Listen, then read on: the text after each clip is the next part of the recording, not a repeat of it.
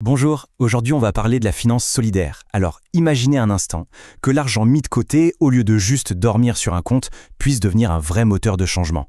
Un levier pour des projets qui ont un impact social ou environnemental. C'est exactement de ça dont on va parler. Voilà la question de départ.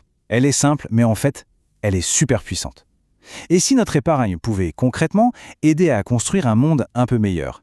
Eh bien, c'est ça, toute la promesse de la finance solidaire. Allez, on plonge dans le sujet. Alors, pour bien démarrer, posons les bases. Qu'est-ce qu'on veut dire exactement par une épargne qui a du sens? Concrètement, la finance solidaire, qu'est-ce que c'est? Eh bien, il s'agit de placements qui vont financer des projets très utiles pour la société. Ça peut être la lutte contre le chômage, la création de logements sociaux, des projets écolos. Mais le point clé, vraiment essentiel à retenir, c'est que l'impact sur la société passe avant le profit. La rentabilité financière, ce n'est pas la priorité numéro 1. D'accord, l'idée est claire. Mais maintenant, en pratique, comment ça fonctionne? Comment l'argent bouge? Quel est le mécanisme derrière tout ça? En fait, c'est un circuit assez simple en 3 temps. D'abord, il y a l'épargne, l'argent des particuliers. Ensuite, cet argent est mis dans des produits financiers qu'on appelle solidaires. Et enfin, ces placements vont directement financer les projets qui en ont besoin. C'est aussi simple que ça. Et là, on touche à un point vraiment crucial. Cette finance, elle joue un rôle hyper important parce qu'elle vient en aide à des initiatives que les banques classiques, elles ignorent souvent. Pourquoi? Parce qu'elles ne sont pas jugées assez rentables. La finance solidaire, elle, ouvre des portes là où le système traditionnel, lui, les ferme. Pour y participer, il faut savoir qu'il y a principalement 2 grandes voies, 2 approches assez différentes. Et c'est vraiment le cœur de ce qu'on va voir ensemble.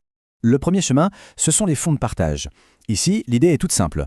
Une partie des revenus générés par le placement, disons les intérêts, est reversée à une association ou une ONG. En gros, c'est un mécanisme de don. Le deuxième chemin, c'est celui des fonds solidaires. Et là, attention, la logique est complètement différente. Il ne s'agit plus de donner les gains, mais d'investir directement une partie de son capital dans des entreprises sociales, des projets de microcrédit. Bref, on est dans un mécanisme d'investissement. Ce tableau résume tout parfaitement. D'un côté, avec les fonds de partage, on est dans une logique de don. On soutient une cause, mais de manière indirecte, en donnant les revenus à une asso. De l'autre côté, avec les fonds solidaires, c'est une logique d'investissement. La contribution est directe, c'est le capital lui-même qui va dans l'économie sociale pour financer des entreprises, des projets. C'est vraiment la grande différence. Est-ce qu'on veut soutenir une cause ou financer une structure?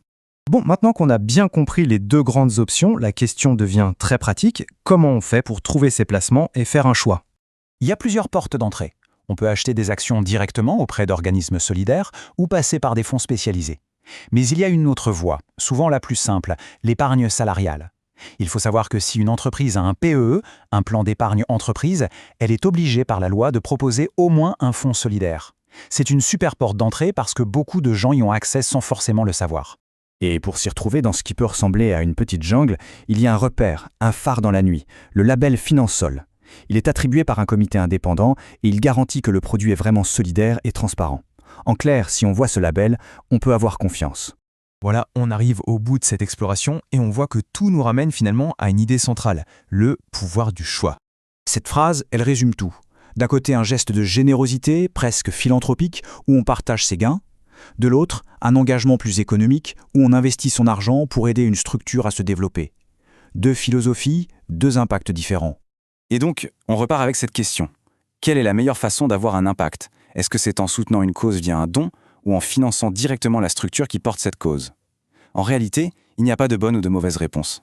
C'est un choix qui dépend vraiment des convictions de chacun.